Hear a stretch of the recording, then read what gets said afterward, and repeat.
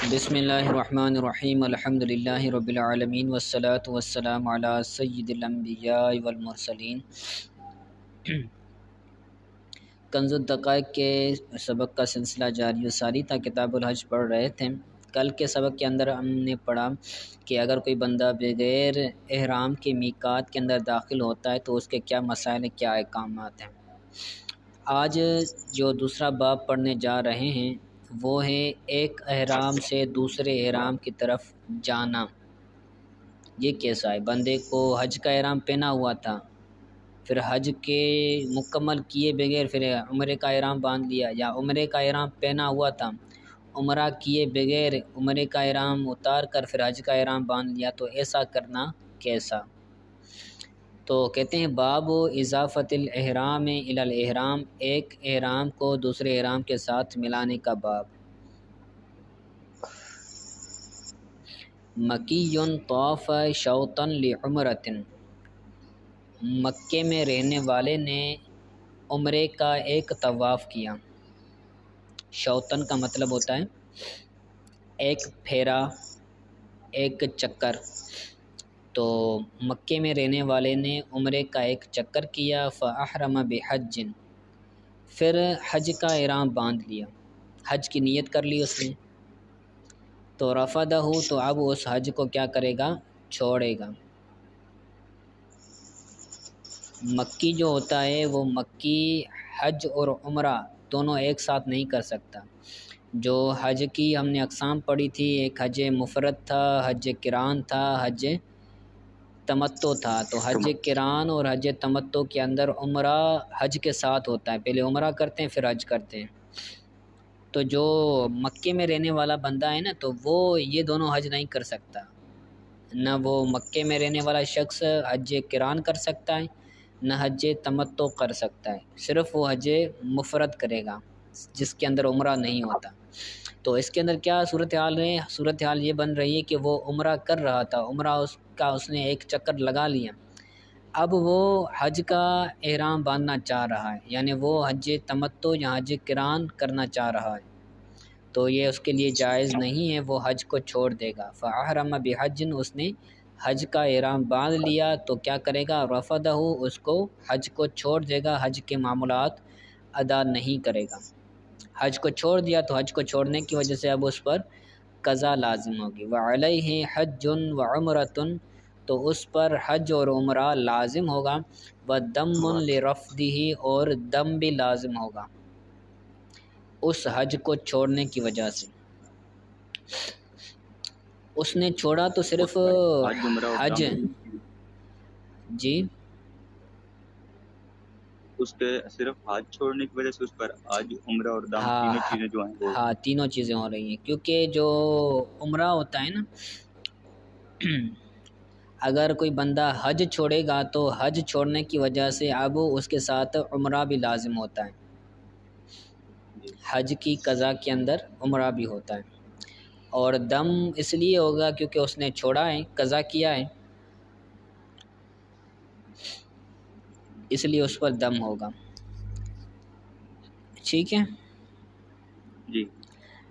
آگے کہتے ہیں ولو مضى علیہما، اگر وہ دونوں پر چلتا ہے، عمرے کا احرام اس نے باندھا ہوا تھا، اس نے ایک چکر لگایا، پھر اس نے حج کا احرام باندھ لیا اور اس نے حج کو چھوڑا نہیں، پہلی صورت کے اندر وہ حج کو چھوڑ رہا تھا، اس صورت کے اندر وہ حج کو چھوڑتا نہیں ہے بلکہ حج بھی کرتا ہے عمرہ بھی کرتا ہے، پہلے عمرہ کر کے پھر حج کرتا ہے، تو کیا ہو جائے گا؟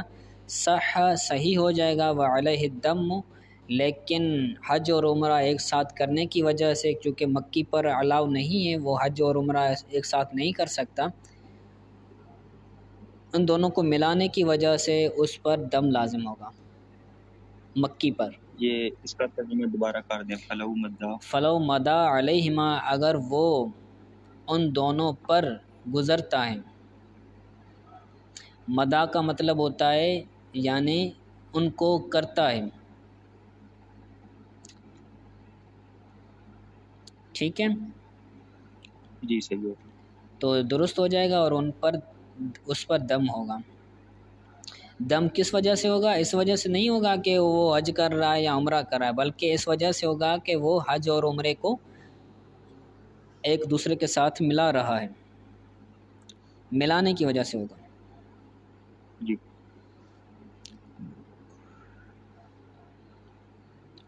آگے کہتے ہیں وَمَنْ أَحْرَمَ بِحَجٍّ ثُمَّ بِآخَرَ يَوْمِ النَّحْرِ، ایک بندے نے حج کا احرام باندھا، حج کے وہ معاملات کر رہا تھا، اب آخری یوم نحر والے دن یوم عرفات کر لیا، ہر چیز کر لی، آخری جو دن تھا حج والا، اس دن اب دوسرے احرام کی اس نے نیت کر لی۔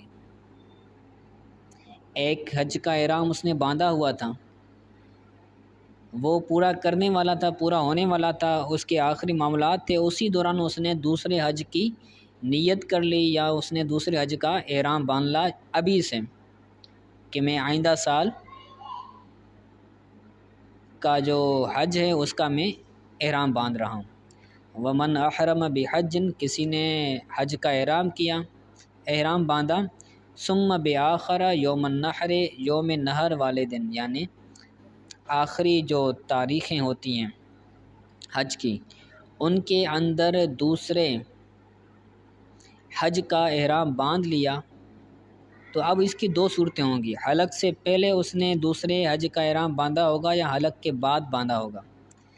اگر فَإِنْ حَلَقَ فِي الْأَوَّلِ، اگر پہلے کی اس نے حلق کی ہیں، پہلے جو اس نے حج کیا تھا تو حج کرنے کی وجہ سے اس پر حلق کرنا ہوتا ہے، ٹنڈ کروانی ہوتی ہے، تو اس نے اگر پہلے حج کا حلق کروا لیا ہے تو اب اس پر دوسرا جو حج ہے وہ لازم ہوگا، لازمہ الآخر، دوسرا حج اس پر لازم ہوگا۔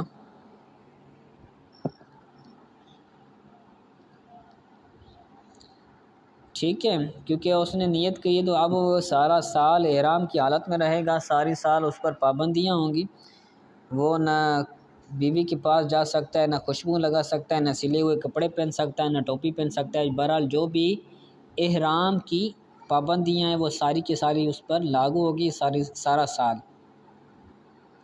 اگر اس نے پہلے حج کا حلق کر لیا تھا، اگر پہلے سال کا حج نہیں کیا تھا، پہلے حج کا حلق کر لیا تھا، تو اب اس کو جو دوسرا حج ہے اس کا احرام باندھا ہے تو اب اس پر دوسرا حج لازم ہو جائے گا۔ ولا دم، اب اس پر کوئی دم بھی لازم نہیں ہوگی، دم دینا اس کو نہیں پڑے گا۔ ٹھیک ہے، یہ ایک صورت تھی، اور دوسری صورت ہے وَإِلَّا لَزِمَهُ، اور اگر اس نے حلق نہیں کیا تھا، پہلے جو اس نے حج کیا تھا ایام نہر کے اندر اس نے حلق نہیں کیا تھا، حلق کرنے سے پہلے اس نے دوسرے حج کا احرام باندھ لیا، دوسرے حج کی نیت کر لی، تو اب اس پر وہ لازم تو ہوگا لیکن دم بھی ہوگا، دوسرا حج بھی لازم ہوگا، لازمہ ہو، وہ دوسرا حج بھی لازم ہوگا، وعلیہ الدم، اور دم بھی لازم ہوگا۔ قصر اولا، تقصیر کرائی ہو یا نہ کرائی ہو۔ ٹھیک ہے، جی تقصیر کا کیا مطلب؟ یعنی کہ جو بال کٹوانا ہوتا ایک ہوتا ہے مکمل بال کٹوانا، ٹنڈ کروانا، دوسرا ہوتا ہے جی بالوں کو کم کروانا۔ تو جی عورت کے لیے تو حکم یہ ہوتا ہے کہ وہ بالوں کو کم کروائے، مکمل ٹنڈ نہ کروائے، اس کو تقصیر بولتے ہیں، لیکن جو مرد ہوتا ہے تو اس کو مکمل ٹنڈ کروانی پڑتی ہے۔ بسا اوقات اس کے لیے بھی اجازت ہوتی ہے کہ وہ تقصیر کروائے، لیکن عموماً اس کو ٹنڈ کروانے کا حکم ہوتا ہے۔ جی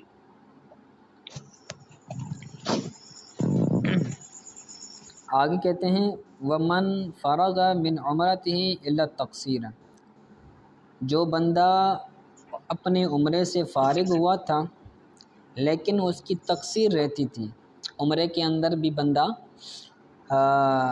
طواف کرتا ہے، صفا مروہ کی سعی کرتا ہے، پھر آخر میں آ کے تقصیر یا پھر حلق بھی کرواتا ہے، تو وہ عمرے سے فارغ ہو گیا تھا، سارا طواف بھی کر لیا، صفا مروہ کی سعی بھی کر لی، آخر میں اس نے حلق نہیں کیا تھا، تقصیر نہیں کروائی تھی۔ اب اس نے دوسرے عمرے کا احرام باندھ لیا، فاحرم باخری، دوسرے عمرے کا احرام باندھ لیا، تو اب لازمہ دم، تو اس پر لازم ہوگا دم، لازمہ دم، تو اب اس پر دم بھی لازم ہوگا۔ ٹھیک ہے، یہاں پر احرم باخری سے مراد ہے دوسرے عمرے کا احرام باندھنا۔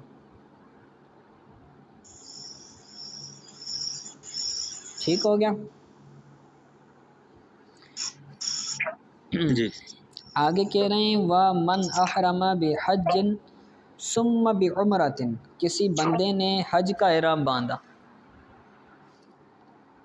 من احرم بحج، کسی بندے نے حج کا احرام باندھا، ثم بعمرۃ، پھر عمرے کا احرام باندھا، ثم وقف بعرفات، پھر اس نے وقوف عرفات کیا، عرفات کے اندر ٹھہرا وہ بندہ، مقام عرفات پر، میدان عرفات پر، تو فقد رفضہ عمرتہ، تو اب اس نے کیا کیا، عمرے کے چھوڑ دیا،